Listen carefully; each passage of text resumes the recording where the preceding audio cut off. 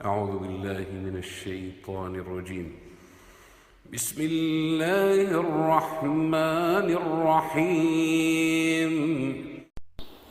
السلام علیکم ورحمۃ اللہ وبرکاتہ۔ تقویٰ اور ایمانت داری کا ایک سچا واقعہ۔ ان کا نام مبارک تھا۔ وہ ایک باغ میں عرصے بطور پہرےدار کام کر رہے تھے۔ ایک دن اس باغ کا مالک اپنے چند مہمانوں کے ساتھ باغ میں آیا اور حکم دیا، مبارک مہمان آئے ہیں، کچھ میٹھے انار توڑ کر لاؤ، ان مہمانوں کی خدمت میں پیش کرو۔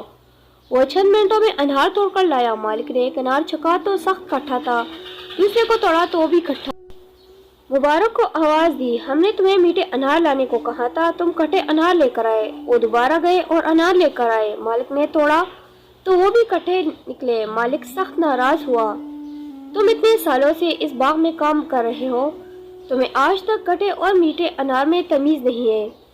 مبارک نے عرض کیا، بلا شبہ مجھے کھٹے اور میٹھے انار میں فرق نہیں نظر آتا، کیونکہ میں نے آج تک اس باغ کا کوئی انار کھایا ہی نہیں، تو پھر کھٹے اور میٹھے میں تمیز کیسی؟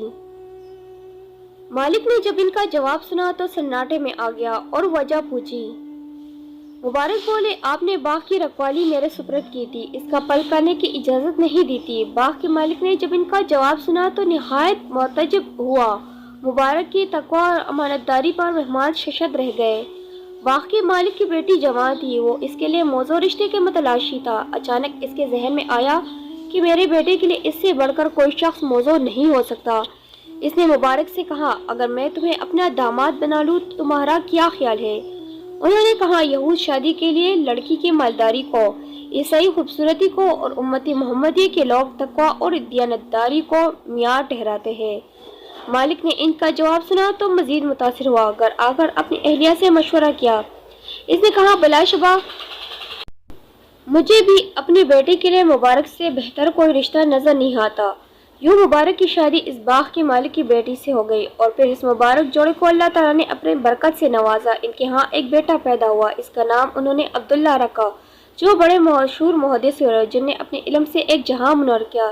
دنیا کو امام عبداللہ بن مبارک کے نام سے جانتی ہے۔ ویڈیو اچھی لگے تو چینل کو سبسکرائب ضرور کیجیے گا۔ شکریہ۔